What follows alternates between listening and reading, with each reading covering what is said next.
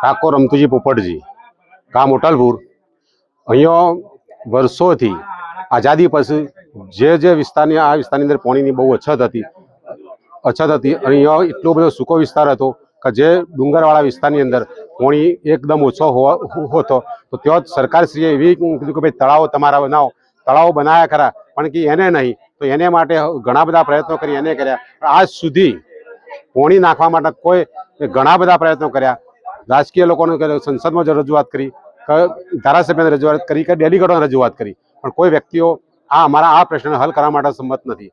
અને આ વિસ્તારની અંદર જો આ તળાવની અંદર પાણી નાખવામાં આવે તો આશરે 22 જેટલા ગામોનો ફાયદો થશે અને ખેરાલુ અને સતલાણા તાલુકાના લગભગ 25% ગામડાનો ફાયદો થશે। અને દરેક વ્યક્તિને જમીનનો પાણીનો તળ ઊંચો આવશે તો દરેકનો ઢોર ઢોકર અને જમીન ખેતીનું સિંચાઈનું પાણી મળી રહે અને એ લોકો સુખ શાંતિ જીવી શકશે। આજ સુધી જો રાજકીય લોકોની વાત કરીએ તો અમારા સમાજના 80 વર્ષથી લોકો વોટ આપતા આવ્યા છે, છતાં પણ અહીંયા આ તળાવનો પ્રશ્ન અને આ પાણીના પ્રશ્નો હજુ સુધી હલ કરી શક્યા નથી।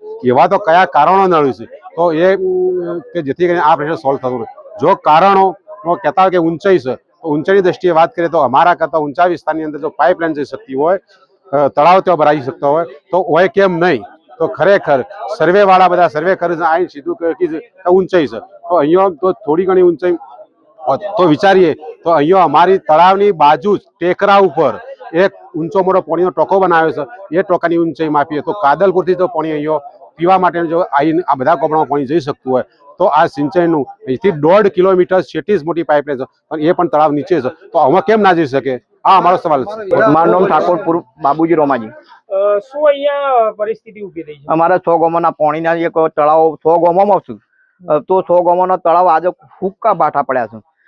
બે સાઈડે પાણીની મોટી મોટી પાઇપલાઇનો હોય છે, તો એ અડધા કિલોમીટરની રેન્જમાં અમારી પાઇપલાઇનો છે, તો પાઇપલાઇનોમાં પાણીને જો આપવાના જો ઊંચી 25 કિલોમીટર ઊંચાના વિસ્તારમાં પાણી જઈ શકતું હોય તો અહીં તો 1.5 કિલોમીટર નહીં થતું। તો એ અમને પાણી આપવાની મને તાગંજી ના બતાવું છું। કોણ બતાવે છે? અમારા સરકાર તો અત્યારે તો કોણ બતાવે? સરકાર જ બતાવે છે। આપે ક્યાં ક્યાં રજૂઆતો કરી? મેં ધારાસભ્ય જોડી કરી, અમારા તાલુકા પંચાયતના ભાજપના પ્રમુખ જોડીએ અમે રજૂઆતો કરી છે, અમે ગાંધીનગર કરી છે, મહેસાણા કરી, ખેરવા પણ અમે મોકલ્યા હતા। અમારું એસ્ટિમેટ 53 લાખનું બનેલું હતું, એ પણ રદ કર્યું। રદ કરવાનું કારણ શું છે? એ તો ઊંચા વિસ્તાર બતાવું છું। હું તમને બતાવું તો 125-15 ફૂટ ઊંચું પાણી ટોકા ઉપર ચડતું હોય તો અમારું તો એનાથી નેતું તળાવ છે, તો એ જગ્યાએ અમારું પાણી નહીં પડતું અને 15 ફૂટ પાણી ઊંચું ચડે છે। આગામી સમયમાં તમારી માંગ શું છે? મને પાણી નહીં તો વોટ નહીં।